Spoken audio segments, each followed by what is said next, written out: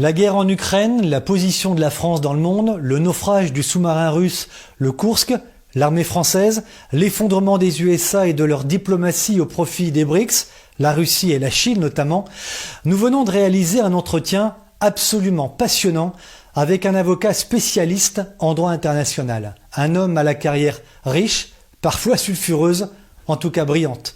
Pourquoi cet entretien? Parce qu'actuellement, aux Pays-Bas, à La Haye, se tient un procès aux enjeux sans doute considérables entre la Russie et l'Ukraine. À peine croyable, rien dans les médias. Bonne écoute. Fabrice Bonnard, bonjour. Merci beaucoup de recevoir le magazine Nexus. Vous êtes avocat de formation, spécialisé en formation de droit international et ancien avocat de la Direction générale des douanes. Depuis le 18 septembre jusqu'au 27, je crois, deux pays s'affrontent dans une procédure dont étonnamment aucun des médias français ne parle. Je vous interrogerai d'ailleurs là-dessus. Cette procédure a lieu en ce moment à La Haye, aux Pays-Bas. L'organe judiciaire des Nations Unies, à savoir la Cour internationale de justice, a été saisi par l'Ukraine dans une affaire, j'allais dire dans l'affaire qui l'oppose à la Russie. Ce que les auditeurs qui nous écoutent doivent savoir, c'est que la Cour internationale, vous allez me dire si je me trompe, a demandé un rapport à la Russie pour expliquer l'opération militaire et que ça remonte à il y a déjà 3 ans. Maître Bonnard, que pouvez-vous nous dire sur ce dossier? Que se passe-t-il au juste à La Haye actuellement? Alors, d'abord, se souvenir que l'opération spéciale déclenchée par la Fédération de Russie à la demande des nouvelles républiques du Donetsk a été déclenchée le 24 mars 2022. 2022, l'Ukraine a saisi la Cour internationale de justice en se plaignant de cette invasion de leur territoire. Très rapidement, début avril, je crois le 4 ou le 6, les juges de la Cour internationale de justice ont rendu un arrêt concernant les mesures dites conservatoires et l'Ukraine, dès le départ, a demandé que cette affaire fût jugée très rapidement. Ils ont demandé que la Fédération de Russie ne dispose que d'1 mois pour répondre à leur saisine du 26 mars. J'attire votre attention, invasion, 48 heures plus tard, la Cour internationale de justice est saisie. Et ça s'est fait très vite. Très très vite, en 48 heures. Et à mon avis, de manière précipitée et sur des fondements qui n'étaient pas les bons. De sorte que, certes, la Cour internationale de justice, dès le mois d'avril, très rapidement, a rendu un arrêt dit conservatoire.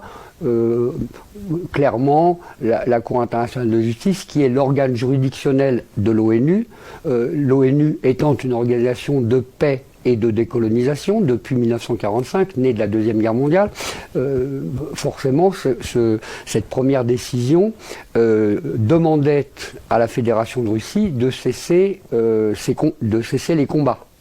D'accord ? Et la Fédération de Russie a répondu qu'elle ne souhaitait pas ne disposer que d'1 mois, mais qu'elle souhaitait disposer de 3 ans. Vous voyez le décalage entre 1 mois et 3 ans. La Cour internationale de justice, contre toute attente de ceux qui connaissent ce qui se passe dans les coulisses de l'ONU et dans les coulisses de la Cour internationale de justice, le général de Gaulle parlait de l'ONU comme d'un machin américain. Bon, voilà. Et donc, étonnamment, pas pour moi, mais étonnamment pour la plupart des observateurs et des praticiens du droit international, lorsque la Cour internationale de justice de La Haye a coupé la poire en deux et a accordé à la Fédération de Russie 18 mois, c'était une première anomalie, ou disons une deuxième anomalie, si on considère que la première anomalie est de saisir la Cour internationale de justice 48 heures après l'invasion d'un pays. Deuxième donc curiosité, la Cour fait droit quelque part à la position russe qui demandait 3 ans en lui accordant quand même 18 mois. Alors, si vous calculez 18 mois, eh ben, ça nous amène début septembre 2023. Et effectivement, fin août, début septembre, un bulletin d'audiencement a été émis par la Cour internationale de justice fixant les audiences sur 9 jours entre le lundi 18, nous sommes aujourd'hui le mercredi 21. 20 septembre. 20. Et jusqu'à mercredi prochain, c'est-à-dire le 27. Voilà. Pourquoi tant d'audience? Parce qu'il y a eu une troisième anomalie juridictionnelle ou judiciaire, c'est que 32 pays États membres de l'ONU sont intervenus auprès de la Cour internationale de justice au titre de l'article 63 du règlement de la Cour, et nous avons donc 34 pays qui s'expliquent actuellement devant la Cour internationale de justice à propos de cette guerre en Ukraine. Pourquoi autant de pays ? Si on prend la liste de ces pays, c'est quasiment l'OTAN. Tout ce que compte comme force pro-américaine en Europe se sont retrouvés à devoir intervenir. Donc 32 pays intervenants. Et au moment où je parle, nous sommes dans la première journée qui est consacrée à écouter les différents intervenants. Si vous me permettez, il y a une quatrième anomalie. Ah, ça fait beaucoup, ça commence à faire beaucoup. Ça fait quand même beaucoup. Alors ça explique peut-être qu'on ne parle pas trop de ces choses-là, parce que toutes ces anomalies ne sont pas à la gloire de l'OTAN et des États-Unis d'Amérique et de l'Ukraine. Ouais. Cette quatrième anomalie, c'est que à la suite de cette pluie, de cette avalanche d'interventions volontaires, la Cour a rendu un avis sur ces interventions volontaires. Et tenez-vous bien, à l'unanimité des juges. Et je rappelle, là, nous sommes Nexus France, donc contentons-nous de la France. Il y a un juge, parmi les juges permanents de la Cour internationale de justice, il est un juge qui s'appelle Ronnie Abraham, qui est le juge français. Imaginez que, à la suite des 32 interventions, à l'unanimité des juges, les juges de la Cour internationale de justice se sont insurgés à l'encontre de cette avalanche d'interventions volontaires et ont déclaré qu'à leur avis, à leur préavis, ces interventions volontaires ne tenaient pas debout juridiquement. Mais c'est amusant. C'est très amusant. Et donc il s'explique actuellement, en essayant de se raccrocher aux branches, à essayer de venir en aide aux Ukrainiens qui, non seulement militairement, mais également juridictionnellement, sont les marionnettes de la diplomatie américaine. Eh bien, ces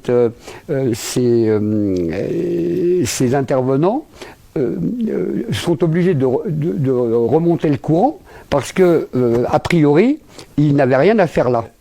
Comment expliquer toutes ces anomalies? Elles sont volontaires, elles font partie d'incompétence, et comment est-ce que vous les interprétez? Alors là, c'est ça qui est très intéressant, et c'est ça qui fit que moi je n'ai pas été étonné par cette série d'anomalies. Il faut se rappeler de l'intervention au Kosovo, où l'OTAN a bombardé pendant 78 jours les populations civiles de Belgrade. À la suite de cette opération otanienne agressive de la Serbie, État membre de l'ONU, l'Assemblée générale de l'ONU avait saisi la Cour internationale de justice pour avis consultatif. Dans quelle mesure est-ce qu'un peuple ou une population qui proclame son indépendance, c'était le Kosovo, la province du Kosovo, dans quelle mesure tout ça est-il conforme au droit international? Un avis consultatif a été rendu à l'époque, et bizarrement, 5 juges de l'époque démissionnaires. L'avis a donc, à l'époque, avait donc conclu que l'autoproclamation de l'indépendance du Kosovo prenait en perspective l'indépendance de la Crimée et l'indépendance des 2 provinces de l'Est de l'Ukraine qui s'autoproclament des républiques indépendantes et demandent l'aide de la Fédération de Russie. Donc cette vieille affaire ressort et ce souvenir, personne n'en avait parlé dans ces années 2010, 2011. Il y a donc un avis consultatif qui avait été rendu et qui n'était pas conforme au droit international. C'était une anomalie. Et pourquoi on se plaignait? À cause des pressions américaine sur l'ONU. Je vous rappelle que dans la contribution américaine à l'ONU est la principale contribution et que comme ils sont en retard de paiement, ils ont des arriérés, en réalité, ils ouvrent le robinet en fonction de la servilité de l'ONU.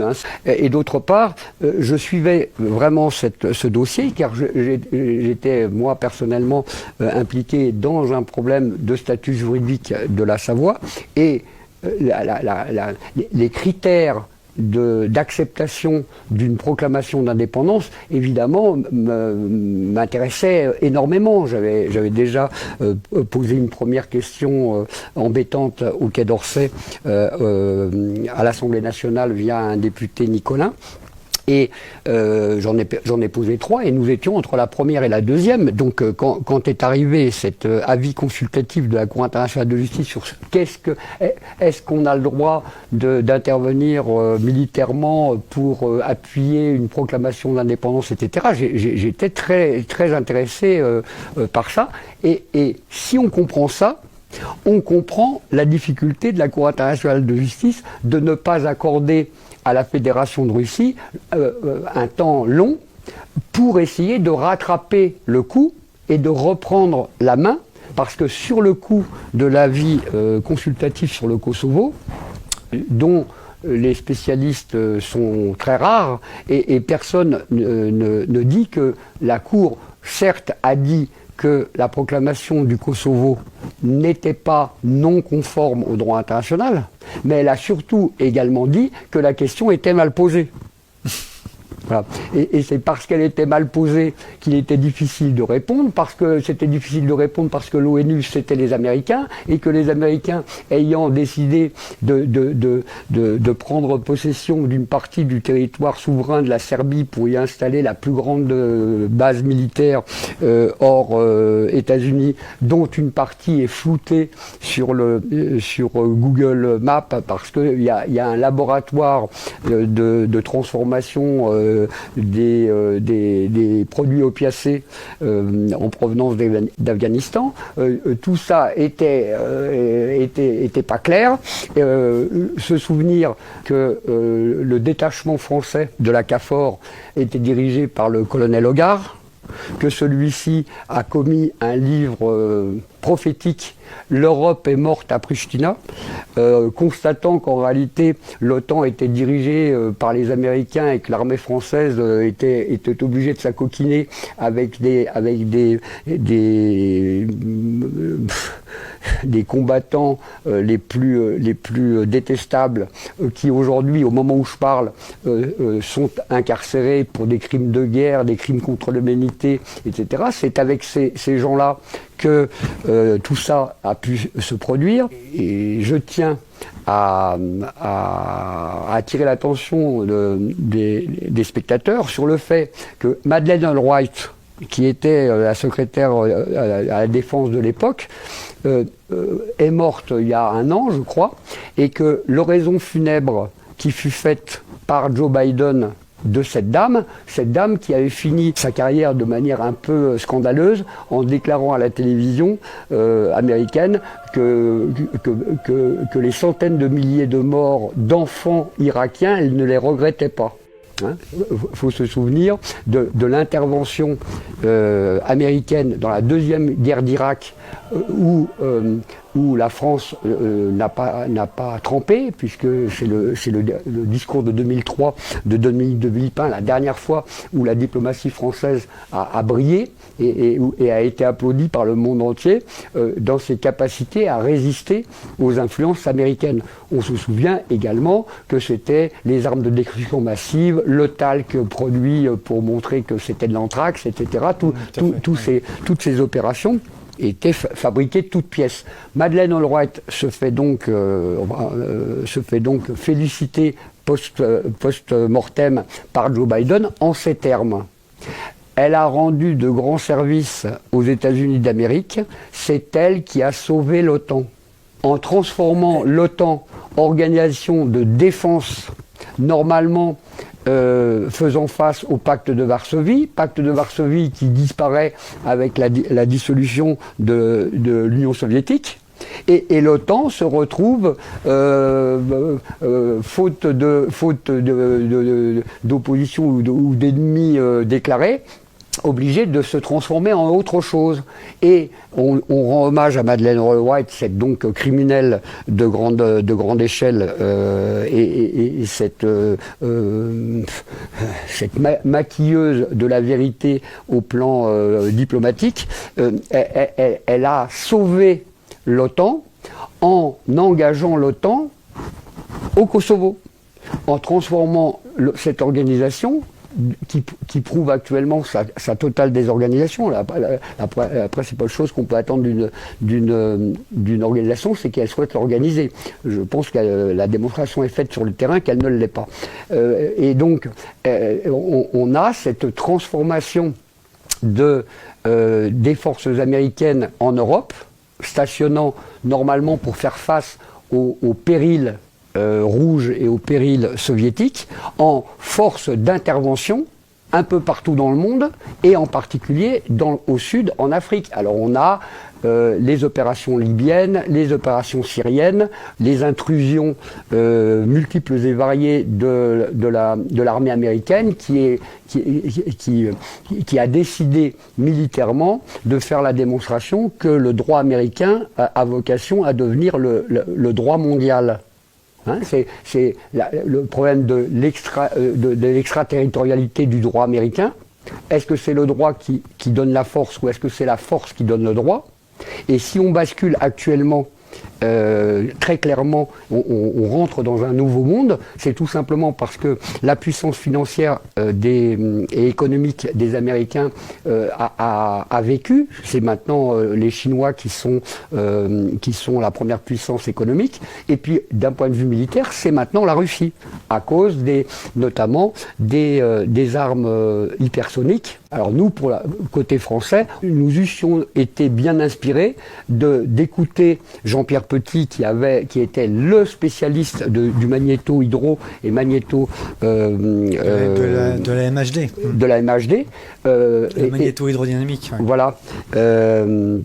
Et donc, on n'a plus la puissance hégémonique américaine au plan économique, on n'a plus la puissance militaire non plus. Et c'est dans ces conditions que la Cour internationale de justice est obligée de se réveiller un petit peu. C'est-à-dire que l'ONU doit reprendre la main. Mais reprendre la main à quel endroit? Au niveau du Conseil de sécurité, au niveau de l'Assemblée générale de l'ONU, au niveau de tous les organes économiques, Fonds monétaire, OMS, on va toutes les organisations. Non, par son appendice juridictionnel, la Cour internationale de justice, qui a, au moment où elle est saisie, dès le 26 mars, a en tête qu'en réalité, la Cour va se retrouver en très grande difficulté. Parce qu'il est évident, moi qui connaissais tout ça, il était évident que la Cour internationale de justice avait dans le cœur et dans l'esprit ce qui s'était passé au Kosovo et qui se reproduisait sous une autre forme en Ukraine, avec cette fois un changement très clair, c'est que les rois du monde, ce sont les Russes. au plan diplomatique et juridique. Donc la Cour internationale de justice, consciente de ce qu'elle avait, entamé son impartialité et son sérieux en rendant un avis consultatif très vaseux, mais qui avait été repris par les médias du monde entier pour valider la proclamation tout à fait scandaleuse au plan du droit international de cette enclave albanaise et musulmane sur le territoire souverain de la Serbie. Se souvenir qu'une résolution du Conseil de sécurité et des votes à l'Assemblée générale continuent de considérer que le Kosovo fait partie du territoire souverain de l'État serbe. Hein. Les États intervenants s'adressent... Veuillez vous asseoir. L'audience est ouverte. La Cour se réunit aujourd'hui pour entendre les observations orales de 32 États intervenants. La Russie doit présenter un rapport. Ces rapports, ces audiences, enfin en tout cas, les arguments de la Russie sont contestés par bon nombre de pays, ça on le sait. Il s'agit bien évidemment de faire connaître par la communauté internationale qu'il y a eu génocide. Je voudrais revenir sur, Fabrice Bonnaire, sur les enjeux. Quels sont vous avez parlé de l'ONU, de l'OTAN tout à l'heure, quels sont véritablement les enjeux de cette procédure qui a lieu actuellement aux Pays-Bas? Alors pour vous répondre, je vais être obligé de vous parler de la 5e anomalie. Ah, parce qu'il y en a encore une autre. Oui, et alors là on est au cœur du sujet, c'est-à-dire le bulletin d'audiencement, puisque ces audiences se déroulent sur 9 jours. Mais un bulletin d'audiencement a donné le rythme, a indiqué qui intervenait, quand et dans quel ordre, nous sommes d'accord. Or, dès la lecture du bulletin d'audiencement, on est frappé par une anomalie. Au premier jour d'audience, c'est la Fédération de Russie qui a la parole, alors qu'ils sont défendeurs. Et le deuxième jour, c'est-à-dire hier, c'est l'Ukraine qui passe en deuxième. Mais à la limite, cette anomalie n'est pas une anomalie, puisqu'il y a des exceptions d'irrecevabilité de la Cour internationale de justice qui ont été soulevées, et lorsque vous êtes attrait en justice, vous avez la parole en dernier, sauf si vous remettez en cause la compétence de la juridiction, auquel cas vous êtes demandeur à l'exception, et vous avez la parole en premier. Mais vous devez avoir la parole en dernier. Et c'est là que ça devient intéressant, puisque le lundi 25, normalement, ça devrait être l'Ukraine, demanderesse, au fond. Et c'est la Fédération de Russie à qui on accorde 2 fois 3 heures lundi prochain pour s'exprimer en premier sur le fond du dossier. Mais comment est-ce que vous expliquez ça? Comment est-ce qu'on l'explique? Parce que la Cour internationale de justice qui sont les juges de la Cour internationale de justice? Ce sont des gens qui sont en fin de carrière. Vous les voyez, ils ont tous plus de 70, 80 ans. Ils ont fini leur carrière de manière brillantissime en étant juges à la Cour internationale de justice de La Haye. Et ces juges, on la leur fait pas. Ils savent comme moi. Vous voulez dire par là concrètement, Fabrice Bonnaire, qu'ils n'ont plus rien à perdre. Ils sont en fin de carrière, ils ont tout vu, tout connu presque. Oui. Ils n'ont rien à perdre. Et puis ils ont décidé de reprendre la main. Mais ça veut dire que ces juges-là ne peuvent plus faire l'objet de manipulation, de chantage. La preuve. C'est incroyable. Oui, c'est incroyable. Au même titre que, vous savez, il y a des choses incroyables qui sont en train de se réaliser. Qu'est-ce que vous pensez de la réconciliation de l'Iran avec les Saoudiens? Du rapprochement plus qu'étonnant entre l'Algérie et le Maroc. S'il y a quelque chose à retenir pour l'instant de ce qui se passe lors de ces audiences à La Haye, c'est que ces juges qui ont une réputation tout à fait énorme, à la carrière très brillante, ne peuvent plus aujourd'hui faire l'objet de quelque manipulation ou chantage que ce soit. Ils se souviennent des pressions qu'ils ont subies à propos du Kosovo, et bien conscients désormais les cartes sont rebattues, que les États-Unis ne sont plus la force économique et militaire qu'elle était à l'époque. À l'époque, la Russie essayait de renaître, de survivre.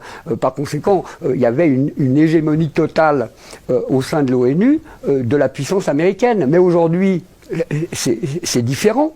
Ils savent, en plus, dès le mois de mars, ils savent que la manière dont fut introduite ce procès était aberrante. Les Américains, les Ukrainiens, mal conseillés par les Français, ont introduit en extrême urgence et de manière beaucoup trop intempestive.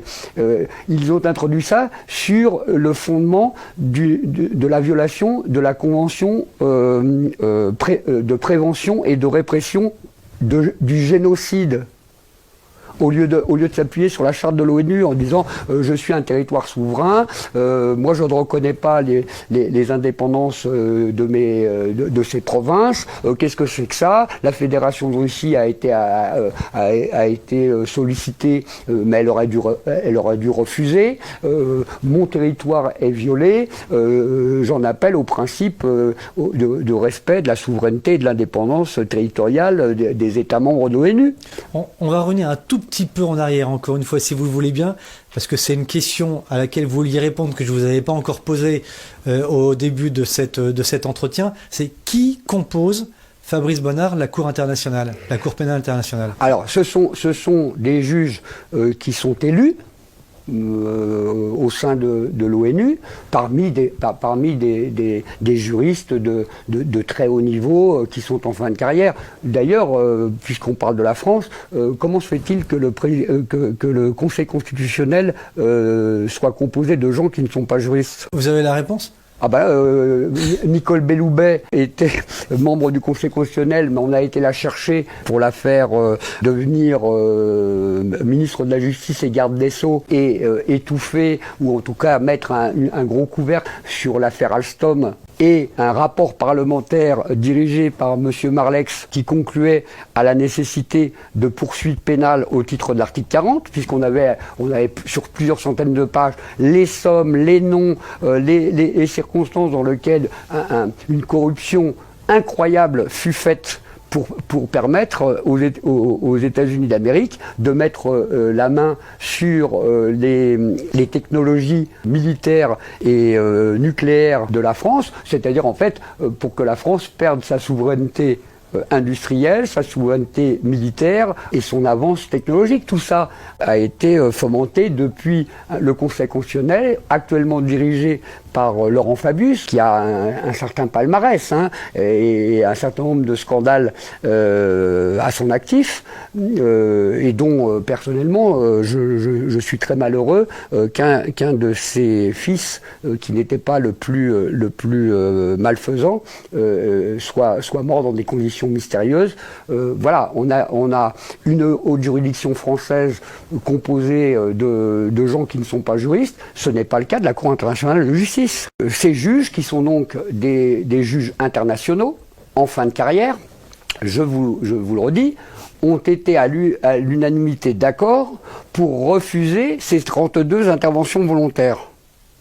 Il n'y a qu'une juge, la juge chinoise, qui a dit oui, bon, ils n'ont pas à intervenir, mais c'est quand même bien dommage, parce que ça aurait bien été intéressant de les écouter quand même. Et d'ailleurs, ils sont écoutés quand même. Et c'est savoureux. Les Chinois ne se mêlent pas de ces histoires européennes, mais ils ont bien conscience et ont peur que les sanctions économiques qui ont frappé, soi-disant pour arrêter les Russes, la Fédération de Russie, ça puisse leur arriver également, surtout que les Américains ont essayé de le faire. les sanctions économiques à propos effectivement du déséquilibre des échanges économiques entre la Chine et les États-Unis d'Amérique. Les Chinois ont été très clairs. Si vous nous sanctionnez, on arrête de vous exporter les terres rares et les machins. Donc ça s'est calmé. Mais ils ont bien compris qu'ils pourraient très bien avoir des problèmes également en Europe. C'est-à-dire avoir des sanctions les empêchant, et d'ailleurs c'est un peu ce qui se passe, parce qu'en interdisant les transferts de fonds et les échanges hors produits sensibles et pétroliers, hein, on est bien d'accord. Donc on sanctionne la Russie, mais on laisse passer quand même les hydrocarbures et machin, et ne me faites pas parler de la destruction du gazoduc Nord Stream 2, parce que si vous me faites parler de ça, vous allez être obligé de me faire parler du sous-marin Kursk. Il y avait 3 sous-marins et ils étaient tout neufs, et puis à peine ils sortent qu'ils prennent une torpille. Vladimir Poutine était tout juste jeune président de la Fédération de Russie, hein, à l'époque. Vous dites il a pris le Kursk une torpille. C'est pas du tout la version réservée par les médias français. Oh bah écoutez, je pense que tous les spécialistes sont d'accord là-dessus. Le Kursk était un navire dont la longueur leur permettait tout simplement de mettre un ballon et de faire remonter la queue du sous-marin pour faire évacuer les quelques marins survivants. Vladimir Poutine, il y a sur Internet des images où il se fait alpaguer et hurler dessus par les veuves et les parents des marins qui sont encore en train de taper sur le sous-marin et qu'ils ne peuvent pas faire remonter, car s'ils remontent, ils vont expliquer que tout simplement l'OTAN leur a mis une torpille. Et l'impact, alors ils vont remonter le Kursk, mais en coupant la partie qui avait reçu la torpille, et la boîte de conserve, elle n'est pas ouverte de l'extérieur, elle n'est pas ouverte de l'intérieur vers l'extérieur par une implosion à l'intérieur du sous-marin. Les éclats, c'est ouvert vers l'intérieur, donc ils vont couper cette partie du sous-marin, et ils vont remonter que l'autre partie, et ils vont mettre des draps pour faire remonter l'autre. En réalité, c'était une catastrophe. Cette histoire, c'était le début du règne de Vladimir Poutine, et il avait été obligé d'avaler sa salive et de laisser mourir des marins russes au fond de la mer, alors qu'on pouvait les sauver. Je tentais de comprendre votre pensée, Fabrice Bonnat. Si il avait officialisé l'attaque par l'OTAN, qu'est-ce que ça aurait eu comme conséquence? Déjà d'officialiser que bien que l'Union soviétique ait été démantelée, la CIA et l'État profond américain voulaient la mort de la Russie, voulaient continuer la guerre en fait, voulaient continuer la guerre froide. Alors pour en revenir à La Haye, dans quelques jours, les audiences se terminent. Oui. Que peut-on en attendre? Alors, je pense que l'arrêt qui sera rendu fera date. Ça va être un arrêt très important par lequel la Cour internationale de justice et donc l'ONU vont reprendre la main. Depuis 1945, l'ONU est la principale organisation internationale censée garantir la paix et la sécurité sur le globe. Et par l'intermédiaire de la Cour internationale de justice et de ce qui va être rendu, il va être clair que l'ONU n'est plus la chose des Américains. Elle n'est plus la chose des Américains. Alors elle sera la chose de qui? Une nouvelle ère. Un nouvel ordre. Un nouvel ordre. Multipolaire. Les non-alignés, ce qu'on appelle les non-alignés, c'est-à-dire en fait les un peu plus de 100 pays qui n'ont pas les capacités propres de mener une action internationale ou diplomatique à eux seuls et qui en réalité vendent ou négocient leur voix à ceux qui leur offrent le plus d'avantages. Selon vous, c'est la conclusion à attendre de ces audiences. L'ONU ne sera plus sous emprise américaine. C'est mon avis. Et je pense qu'on assiste à un affrontement entre deux organisations internationales que sont l'ONU et l'OTAN. L'Organisation des Nations Unies, c'est une organisation mondiale et l'OTAN, c'est une organisation occidentale et réduite. Et c'est grosso modo 40 pays qui sont les vassaux des Américains, sont submergés par des continents entiers qui ont compris que leur intérêt vital, c'est de mettre fin à cette tentative qui a failli réussir, hein, de transformer le monde en une province américaine. Vous savez que une des conditions du plan Marshall de reconstruction, parce que les Américains ont l'habitude de détruire beaucoup pour pouvoir ensuite faire des bonnes affaires et reconstruire. Hein, pour parler de la Savoie que je connais bien, le bombardement de Chambéry, et notamment de la gare de Chambéry, ne se fit pas avec les Boeing, je ne sais plus quel numéro de l'époque, mais en tout cas ils balançaient des bombes non pas dans le sens des voies, mais en perpendiculaire. Donc la moitié de la ville fut détruite. Donc les Américains bastonnent. Et ensuite, ça peut reconstruire. Alors, si vous voulez que je vous donne le fond de ma pensée, je suis soudain nommé à la présidence de fonds de pension américains du style BlackRock. Il m'incombe de gérer des fonds à hauteur de 100 000 milliards de dollars. Et à la fin de l'année, il faut que je réussisse à être rentable. Hein, bah oui, fonds de pension, les gens me confient leur argent à hauteur de 100 000 milliards. Bon, eh bien, comment voulez-vous que je fasse des affaires? Je suis obligé de faire des affaires à la hauteur de mes fonds. C'est-à-dire, je suis obligé de m'attaquer à des États complets.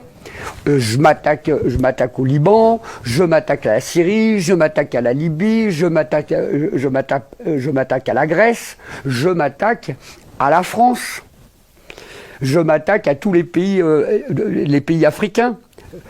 Le seul moyen de faire fructifier une telle manne d'argent, c'est d'avoir un comportement étatique. Avec cet argent-là, je peux acheter n'importe qui, je peux inviter dans des fêtes particulières où le caviar, le caviar et pas seulement coule à flot. Voilà, le caviar, le champagne, la cocaïne, les prostituées et même les mineurs pour ceux que ça intéresse. Tout ça est filmé. Faut se souvenir que Vladimir Poutine est un spécialiste du compromat.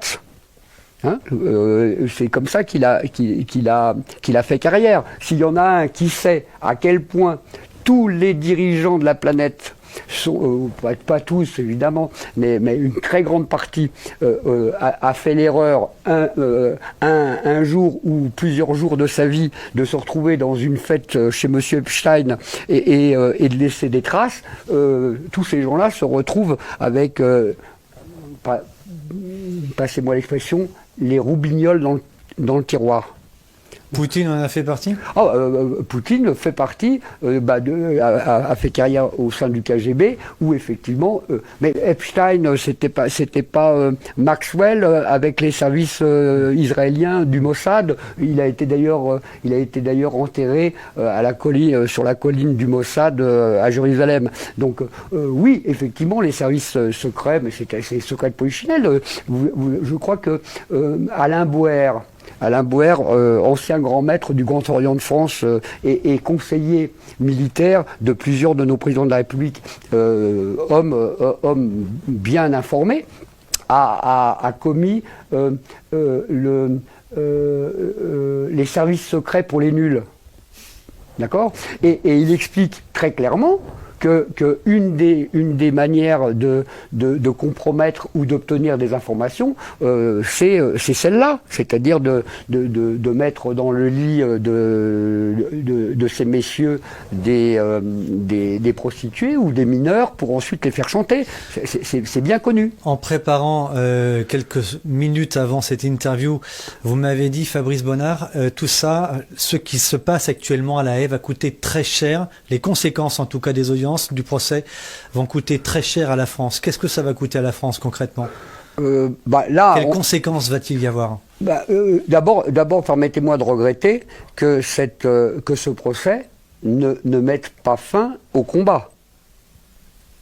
Puisque étant introduit de manière idiote et intempestive et non réfléchie sur le crime de génocide, non pas que les Ukrainiens reprochent aux Russes de commettre un génocide sur leur territoire. Non, ils étaient en demande. Ils estimaient devoir saisir la Cour internationale de justice dès le 26 mars 2022 sur le fondement des accusations russes de génocide sur les populations civiles du Donbass. Mais c'est triplement absurde. Ce n'est pas le fondement juridique et je vous prédis que lundi 25, lorsque la Fédération de Russie va s'expliquer sur le fond du dossier, ils ne vont pas du tout s'appuyer sur le génocide. Ils ne se plaignent pas du génocide, même c'était pas un génocide, c'était le bombardement de populations civiles depuis 2014, date à laquelle M. Zelensky a été promu président de l'Ukraine parce qu'il était un héros d'une série télévisée qui le présentait comme étant le président de l'Ukraine. Enfin, c'est une opération incroyable. Alors, je vous ai dit tout à l'heure, vous savez quelle est une des conditions du plan Marshall de reconstruction de la France à l'issue de la Deuxième Guerre mondiale? La construction de 200 salles de cinéma sur le territoire français. Les Américains sont les maîtres de l'image depuis 1945. Ils sont les meilleurs. Ils ont les meilleurs acteurs, ils ont les meilleurs studios, ils ont la puissance financière. Ce sont des maîtres du cinéma, les Américains. Et ils nous ont, s'agissant des Français, ils nous ont imposé l'American Way of Life. En réalité, le rêve d'un Américain et donc maintenant le rêve d'un Français, c'est d'avoir une pin-up, d'avoir une voiture de course et d'avoir du pognon sur sa carte bleue. C'est ça, le rêve américain. Et comment arrive-t-il le rêve américain? Il arrive par l'image. Et les Américains, c'est les rois du cinéma, et ils le sont encore. Et ils sont encore les rois de l'informatique.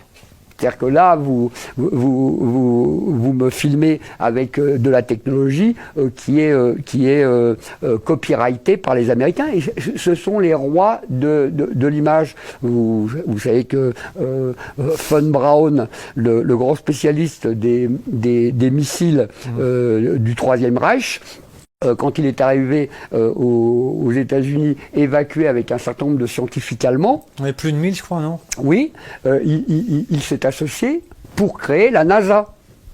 Les nazis ont créé la NASA. Et avec qui M. Von Braun a-t-il créé cette belle industrie de l'image?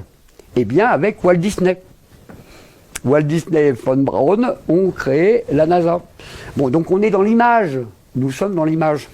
Moi, j'aime beaucoup les Américains, j'aime beaucoup le cinéma américain, mais c'est du cinéma. Mais vous aimez moins la propagande audiovisuelle, c'est ce que vous êtes en train de me dire. Je suis avocat, donc j'ai plaidé des deux côtés. Hein. Vous savez qu'avant d'être avocat de la Direction générale des douanes, j'ai été avocat des cartels colombiens de trafiquants de drogue international. Vous me l'apprenez. Voilà, et donc c'est pour ça l'un explique l'autre. Hein. Il est intéressant d'être bien au courant de ce que c'est qu'un trafiquant de drogue international et un cartel colombien, pour ensuite être un avocat opérationnel et efficace pour une direction générale des douanes. Ah bon, parce que l'interdiction de telle ou telle substance qui fait monter son prix, ce n'est pas un moyen de financer les États. Vous avez répondu à la question. Que je ne vous ai pas posé d'ailleurs. Voilà, vous avez enfin, maintenant c'est le secret de Polichinelle. Oui, bien sûr. Les cartels colombiens étaient vous avez la série Netflix qui explique très bien comment ça s'est passé et comment effectivement les services secrets américains prirent possession des gouvernements sud-américains et contrôlèrent et régulèrent les trafics internationaux. Moi, je suis avocat, je défends tout le monde. D'accord ? Donc, je comprends les deux parties. Vous savez Pablo Escobar, par exemple, qui a été vraiment une figure emblématique des cartels colombiens. En réalité, ce monsieur-là, il s'était insurgé sur le fait que la coca soit achetée si peu cher aux agriculteurs colombiens. Et c'est dans ces conditions qu'il a créé son trafic. En fait, c'était un contrebandier. D'accord ? Et c'est pour ça qu'il était aimé. Il a fait l'erreur de vouloir faire de la politique. C'est comme M. Tapi, il ne faut pas faire de la politique. La politique est un panier de crabes. Et un panier de crabes capable de tout, y compris de voyager dans les avions de M. Epstein et de passer des bonnes soirées qui ensuite font qu'ils deviennent des marionnettes dont on... Manipulable facilement. Ah bah oui, c'est facile. Moi, j'ai 61 ans et j'en ai vu. Je suis avocat, je ne suis pas juge. Voilà. Mais j'admire ce qui est en train de se passer à la Cour internationale de justice, parce que là, les magistrats ne vont pas se laisser faire. On va refaire un peu de droit. Et aujourd'hui, au moment où je vous parle, c'est les premières interventions volontaires qui portent principalement sur la notion de bonne foi dans les relations internationales. Si par cette audience, la bonne foi pouvait renaître au sein de l'Organisation des Nations Unies. À propos de bonne foi, ce sera peut-être le mot de la fin. Fabrice Bonnard, comment expliquez-vous que la presse française ne dise pas un mot aujourd'hui sur ce qui se passe et qui semble être d'un événement d'une importance considérable à La Haye? Comment expliquez-vous cela? Alors, pas un mot dans la presse. Première chose, le droit international, et notamment le droit international public, c'est rébarbatif. C'est rébarbatif, mais enfin cela dit, là il est question de l'Ukraine et de la Russie dont on parle déjà depuis 3 ans. Quiconque a fait un peu de droit sait qu'une règle, ça s'édicte très rapidement, mais elle dure longtemps. Voilà. Donc le droit international, c'est pas n'importe quoi. Hein. Et si effectivement on a toléré un peu partout dans le monde des massacres, des corruptions, des magouilles à très haut niveau, c'est parce que le droit international tel que incarné par l'ONU a connu une dérive depuis 1945. Et moi, je suis français. J'aime beaucoup la déclaration de 1789 qui ne commence pas par son article premier « Les hommes naissent et demeurent libres et égaux en droit ». Ça commence par le préambule. Et ce préambule, c'est « considérant que l'ignorance, l'oubli et le mépris sont les seules causes des grands malheurs publics et de la corruption des gouvernements. Vous avez le triptyque, l'ignorance, l'oubli, le mépris. Alors, ignorance de ce qu'est le droit international, la jurisprudence et les combats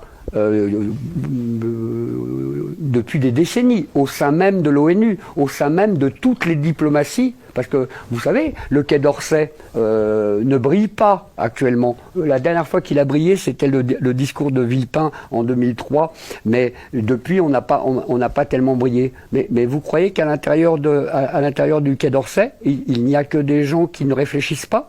Moi, je pense que la diplomatie française va très mal, alors que ce n'est pas de la faute des diplomates. Je pense que l'armée française va mal et que ce n'est pas à cause de ses soldats et de ses officiers. Je pense que l'école et l'université va mal et que ce n'est pas à cause de ses professeurs ou des syndicats de parents ou d'étudiants. Non, il y a l'ignorance,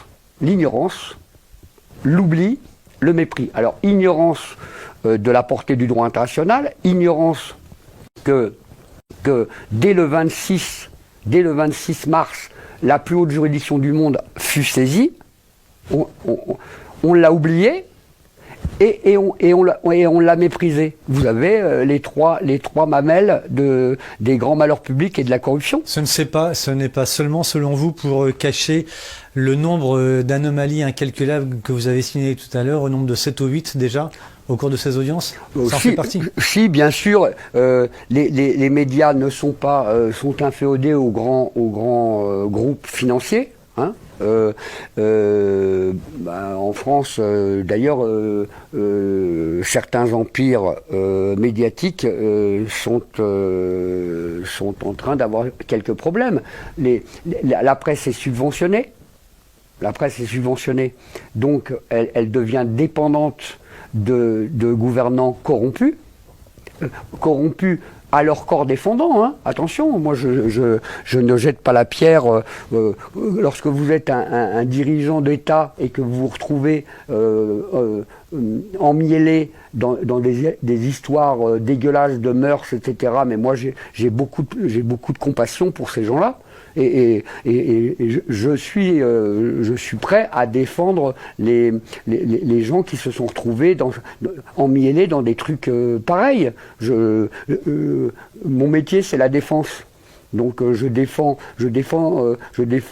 les gens qui sont tués et je défends les tueurs. Et c'est parce que je défends les deux que j'essaie de bien les défendre. Vous défendez beaucoup mieux une victime si vous ne vous laissez pas abuser par les arguments fallacieux de l'assassin. Le droit, ce n'est pas parce que vous claudiquez tantôt à gauche, tantôt à droite que vous marchez droit. Hein. Le droit, c'est une science. Et cette science, elle n'est pas à la portée de tous. Je regrette que beaucoup d'hommes politiques ne soient pas des juristes, que beaucoup de nos législateurs ne soient pas des juristes. C'est une technique, le droit. Et puis c'est un peu rébarbatif. Voilà ma première réponse. Deuxième réponse, la corruption empêche les médias de faire leur travail. D'expliquer. Moi, j'ai 61 ans, mais à l'époque de l'ORTF, vous aviez sur les écrans de télévision subventionnés par l'État des émissions culturelles, des émissions d'information. On faisait un effort. Si vous voulez faire du spectacle et faire de l'audience, pas de problème. Mais avec les impôts, normalement, sur les chaînes d'État, normalement, on devrait donner la parole à tout le monde. Ah ben non, si jamais je tiens sur un plateau de télévision ce que je viens de vous dire, je suis immédiatement blacklisté, je suis immédiatement désigné comme complotiste. Et puis de toute façon, en étant un lanceur d'alerte quant à la violation du droit international depuis 2010, hein, très officiellement, je tire la sonnette d'alarme en disant que la France doit vite retrouver sa place d'arbitre entre les deux pôles que sont les Russes et les Chinois, et de l'autre côté les Anglo-Américains. Les Anglo-Saxons, hein, donc c'est les Allemands. Hein. Bon, les Allemands sont en train de nous la mettre à l'envers là. Hein. C'est-à-dire que les Allemands, ils ont fait la réunification allemande, ils ont des millions de leur population qui sont russophones. Il y a combien de Français, en France, il y a combien de gars qui maîtrisent le russe? Vous savez que à l'agrégation, il y a encore quelques années, il y avait un poste pour 200 candidats. Aujourd'hui, par exemple, sur l'allemand, 2 postes pour un candidat. Bon, alors donc, oui, le monde est en mouvement. La France n'est plus un empire. Il est temps que la France retrouve sa place de phare du droit international, et ça commence par nous-mêmes. Qu'est-ce que nous faisons à Mayotte? Vous avez 5 votes à l'Assemblée générale de l'ONU qui dit qu'on a violé le droit international parce que les résultats étaient clairement en faveur de l'indépendance des 4 îles des Comores. Pourquoi est-ce qu'on a gardé Mayotte? Vous avez vu ce qui se passe à Mayotte? C'est une catastrophe. Nous sommes la risée du monde entier. Il est temps que la France, je ne dis pas m'écoute, mais qu'elle fasse attention aux points sur lesquels j'ai attiré officiellement son intérêt au détriment de ma propre carrière. Mon pays, c'est la France. Et je pense que la France s'honore lorsqu'elle se... Il y a encore quelques années, lorsque un intellectuel se faisait arrêter quelque part dans le monde, il criait à sa voix, je le dis avec émotion, il disait « Préviens le barreau de Paris !» Préviens le barreau de Paris. Ouais, c'est tout dire. Et aujourd'hui, le barreau de Paris, qu'est-ce qu'il a dit? Il a laissé 25 jeunes Français se faire éborgner sans rien dire. On a utilisé du LBD 40 pour éborgner pour fermer les yeux des gens qui les ouvraient.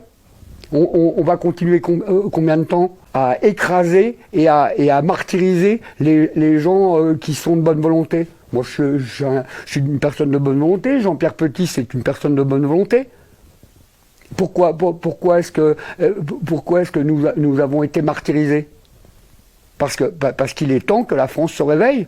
Il est temps que la France retrouve sa place dans la communauté internationale comme étant un phare du droit. Il est temps qu'on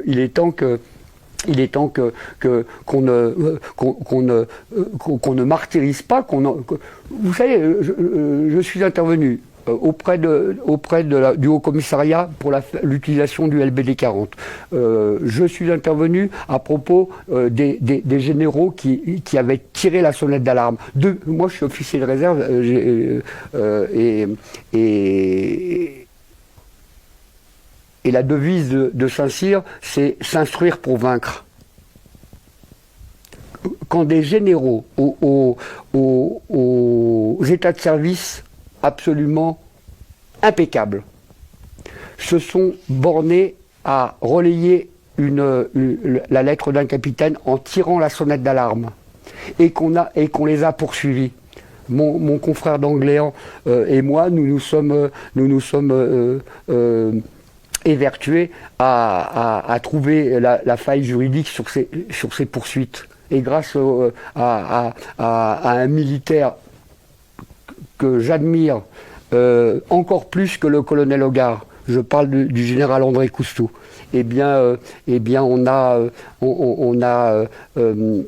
la preuve qu'il existe des gens de bonne foi, de bonne intention, et des gens de grande qualité.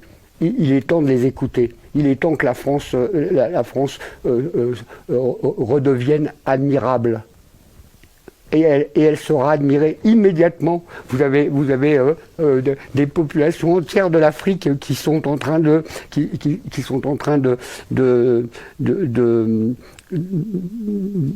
crier leur amertume et leur colère à l'encontre de la France, mais pas du peuple français, de ses dirigeants. Ouais, des institutions. Considérant que l'ignorance, l'oubli et le mépris sont les seules causes des grands malheurs publics et de la corruption des gouvernements. Fabrice Bonnard, on vous entendrait pendant des heures. Merci beaucoup en tout cas d'avoir répondu à nos questions.